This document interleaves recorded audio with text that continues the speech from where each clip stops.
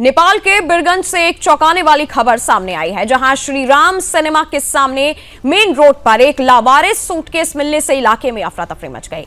नेपाल में लालकोट ब्लास्ट के बाद सुरक्षा के उच्च स्तर को देखते हुए नेपाली सेना और बम निरोधक दस्ते ने मौके पर पहुंचकर घंटों लगाकर सूटकेस को डिफ्यूज किया। हालांकि अब तक सूटकेस में क्या था, इसकी आधिकारिक पुष्टि नहीं हुई है। सेना के जवानों ने भी अभी इस बारे में कुछ भी बोलने से इनकार किया है। कई लोगों ने यह आशंका जताई कि यह कट्टरपंथियों का मॉक ड्रिल या कोई बड़ा षड्यंत्र हो सकता है। भारत नेपाल सीमा के आसपास भी हाई अलर्ट जारी किया गया है। नेपाल की सेना इस पूरे मामले की गहन जांच में जुटी हुई है।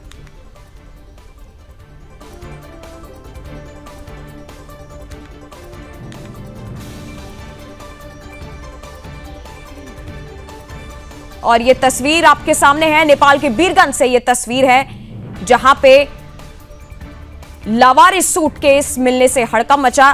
बीरगंज जिला की यह तस्वीर आपके सामने। हालांकि नेपाली सेना ने सूटकेस को घंटों में डिफ्यूज किया है, लेकिन अभी तक यह सूटकेस कहां से था, यह सूटकेस को कौन रख के गया, इसकी जांच चल रही है। हालांकि भारत नेपाल सीमा पर एक तरीके से हाई अलर्ट है।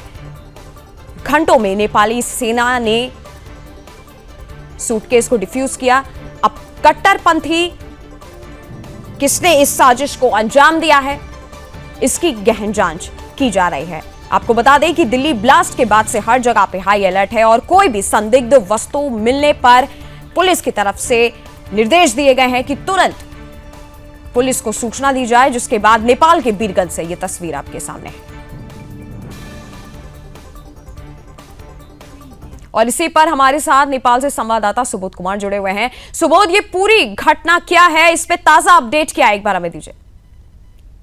बिल्कुल, आपको बता दें कि कल संध्या में जो हमारे भारत नेपाल सीमा क्षेत्र से वहां पे 1.5 किलोमीटर की दूरी पे मेन रोड में जो श्री राम सिनेमा पैलेस है, उसके ठीक सामने एक सामा मुरादी बिरयानी हाउस के बगल में जैसे ही ये सूटकेस पे निगाहें पड़ी, वैसे में पूरे नेपाल प्रशासन हाई अलर्ट मोड पे आ गया और वहां के नेपाली सेना एवं प्रशासन बम निरोधक दस्ता द्वारा वहां पहुंचकर घंटों तक मशक्कत करने के बाद डिफ्यूज किया। ऐसे में देखा जा रहा है तो नेपाल भी पूरे हाई अलर्ट मोड में है जब से ये दिल्ली लाल किला बम ब्लास्ट को लेके। और इसी तरह देखा जाए तो कट्टरपंथियों का सुरक्षित ठिकाना नेपाल माना जाता है। नेपाल हिंदुओं का राष्ट्र है, वहां भी कुछ ऐसा उपद्रवी और कट्टरपंथियों के द्वारा साजिश या षड्यंत्र कर ये हो सकता है कि ये मॉक ड्रिल करके वहां पे पूरा भय व्यापक करने की दिशा में ये लोग कार्य कर रहे हैं और षड्यंत्र कर रहे हैं। जिस तरह से नेपाल में भी अभी पूरा एकदम खौफ का मंजर है। जिस समय ये सूटकेस मिला था उस समय में अफरा तफरी का माहौल था, कई अफरा तफरी में चोटें भी आई है। बाद में सेना ने मोर्चा संभाल कर इसको घंटों मशक्कत करने के बाद में इस सूटकेस को डिफ्यूज किया। बाद में आधिकारिक तौर पे सेना के जवानों से पूछा गया तो उन्होंने अभी कुछ पुष्टि नहीं की गई। जी सुबोध, जिस तरीके से तस्वीरों में भी हम देख पा रहे हैं, लावारिस सूटकेस एक पड़ा हुआ है, इसकी सूचना कब किसने जाकर के पुलिस को दी, कितनी देर में पुलिस वहां पे पहुंची, क्या क्या वहां पे इस समय अब हो रहा है?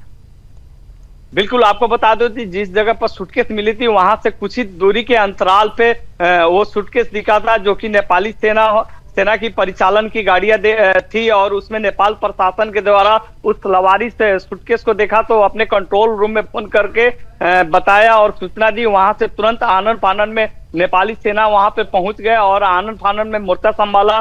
पूरे भीड़ को और अफरा तफरी को अपना एक बैरिकेडिंग करके उस चीज को रोका गया कि जनता अब इधर अभी नहीं आए और जनता भी वहां पे देख रही थी। उस बीच में भी डर का माहौल था और सभी लोग एक ही बात बोल रहे हैं कि जैसे कट्टरपंथियों के द्वारा ये साजिश और षड्यंत्र की जा रही है, इसके हम लोग में डर का माहौल तो है ही। इसके बाद में इस तरह का घोर भर्त्सना भी वहां के लोगों के द्वारा की जा रही है। अब तो यहाँ तक बताया जा रहा है कि कोई भी दाढ़ी वाले से कोई भी सामान न खरीदे। इस तरह की चर्चाएं अटकलों के बीच पूरे माहौल गर्म है यहाँ पे।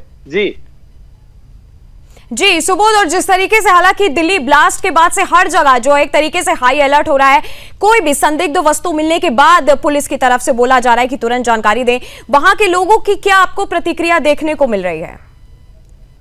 बिल्कुल, आपको बता दो, जिस तरह से दिल्ली में जो बम ब्लास्ट हुआ उसके बाद में इस तरह की सीमा क्षेत्र में इस तरह के देखने को मिल रहा है, उसके उसके कारण जिस तरह से ये मोहम्मदन डॉक्टर जो कि मुस्लिम से, तो अब तो यहाँ की जनता खुद कर रही है कि अब मुस्लिमों से हम लोग डॉक्टर से क्यों दिखाने जाएंगे। अब तो भरोसा ही उठ गया, जो कि डॉक्टर भगवान के रूप में माने जाते थे, जो कि किसी भी जाति और धर्म से आए उसको भगवान के रूप में माने जाते, तो वो डॉक्टर ही हम लोग हिंदुओं को मारने पे तुले हुए हैं और केमिकल का इस्तेमाल पानी में कर रहे हैं। अब तो यहाँ के जो भी हिंदू संगठन के लोग हैं वो भी अब प्रचार प्रसार कर रहे हैं कि कोई भी सामान जो है अब अपने देश में जो हिंदू लोग हैं उनसे सामान खरीदे। इस तरह की घटनाएं हो सकती है, जागरूक भी किया जा रहा है। और कहीं भी दाढ़ी हो या कुछ दाढ़ी बनवाने को लेकर सैलून हो या कहीं भी सामान खरीदना हो, इस तरह की जो बातें हैं अब प्रचार में भी हिंदू कार्यकर्ता के संगठन के लोग जुड़ चुके हैं।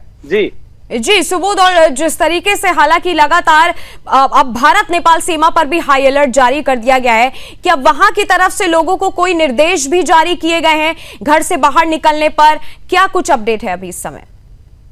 बिल्कुल, आपको बता दूं कि भारत नेपाल सीमा पर इधर भारत में एसएसबी के जवानों के द्वारा पैनी निगाहें रखी गई है, और जो भी देश विदेश या नेपाल से या भारत से जो भी आवागमन हो रहा है उस पर पैनी निगाहें है। और यहाँ आव्रजन विभाग भी है, उन्होंने भी अपने जो भी विदेशी नागरिक आ रहे हैं उस पर भी पैनी निगाहें रखे हुए हैं। दूसरी तरफ अब यहाँ सशस्त्र सीमा बल के द्वारा भारत नेपाल सीमा पे भी गश्तियां बढ़ा दी गई है, और पूरे शहर में भी अपना चेकिंग अभियान शुरू कर दिया गया है। भीड़ भाड़ वाले इलाके में नगर प्रशासन हो या सशस्त्र सीमा बल के जवानों के द्वारा संयुक्त कार्रवाई की जा रही है, और घूम के कोई लावारिस वस्तु हो तो उन्हें छूने का प्रयास न करें, सूचना हमें प्रशासन को दे। इस तरह से जागरूकता भी आम जनता में की जा रही है।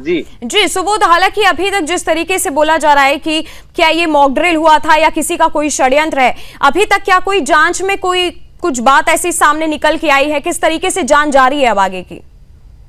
देखिए, जिस तरह से कल की बातें हमारी संवाददाता ने, हम लोग ने भी उनसे बात करने की कोशिश की, और भी नेपाल के पत्रकार संघ के लोग भी, नेपाली जो अधिकारी है उनसे बात करने की कोशिश की, तो उन्होंने साफ स्पष्ट रूप पर मना कर दिया कि अभी हम लोग कोई भी पुष्टि नहीं कर सकते हैं, इसकी जांच होगी। और शहर में जितने भी सीसीटीवी कैमरे लगे हुए हैं उसको देखी जा रही है, परखी जा रही है, और जांच टीम इस पे जांच भी करना शुरू कर दिया है। इसका परिणाम बहुत जल्दी ही आएंगे। जी सुबोध, बहुत बहुत धन्यवाद हमारे साथ जुड़ने के लिए।